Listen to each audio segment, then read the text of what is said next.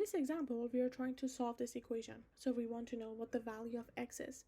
To do that, I have to combine everything and optimally try to exit this fraction form. So I don't want to have a rational equation, rather I would try to arrive to a linear equation. So what I'm going to do is that I'm going to start from the left side.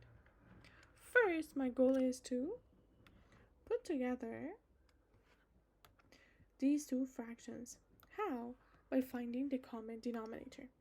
Let's take a look at our terms. So we have x plus 1, and over here we have x. The common factor between these two is going to be the combination of both of them. So x times x plus 1. There we go. Remember, this x plus 1 comes together. It's a one single term, right? So we shouldn't assume that since x's are common between them, we should only add a 1, right? This comes as a bundle, so we have to combine them. Very well, let's see how we should change our fraction. The first one is being multiplied by an extra x, so I'm going to do the same thing to its numerator. Negative 3x becomes negative 3x squared, plus this x is being multiplied to x plus 1. So I have to do the same thing inside its numerator. So 4x plus 1 is now being multiplied by an x plus 1. Let me expand my fraction line. There we go. Now that we have that, I'm just going to double check to make sure everything is okay. We have negative 3 over here and x2 plus x. Interesting. This x2 plus x looks a lot like my denominator over here. Why? Because if I were to multiply this x and expand my bracket, I'm going to have exactly the same thing. x2 plus x. Now, since both of them are the same thing, what I could do is that I could cross this from both sides of my equation.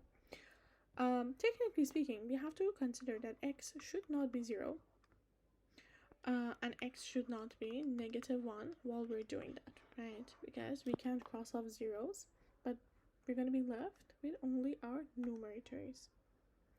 Okay, let's see. The numerator is negative 3x squared. I'm going to multiply what I have here. 4x times x is 4x squared. 4x times 1 is 4x. 1 times x is x. 1 times 1 is 1. Now that I have that, on the right side I have a negative 3. Let's combine alike. Negative 3x squared plus 4x squared is just x squared. 4x plus x is just 5x. I have a 1 here and a positive negative 3 on the right side. So what I could do is that I could add positive 3 to both sides so that this one would become 4.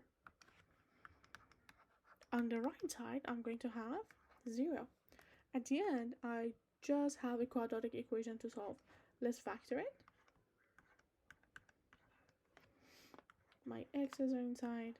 Two numbers whose multiplication is 4, whose addition and subtraction is 5. That's 1 and 4. All the signs are positive. Therefore, that's my factored version. What are my x's? The first x is going to be negative 1. The second x is going to be negative 4. And that's it. That's our final answer.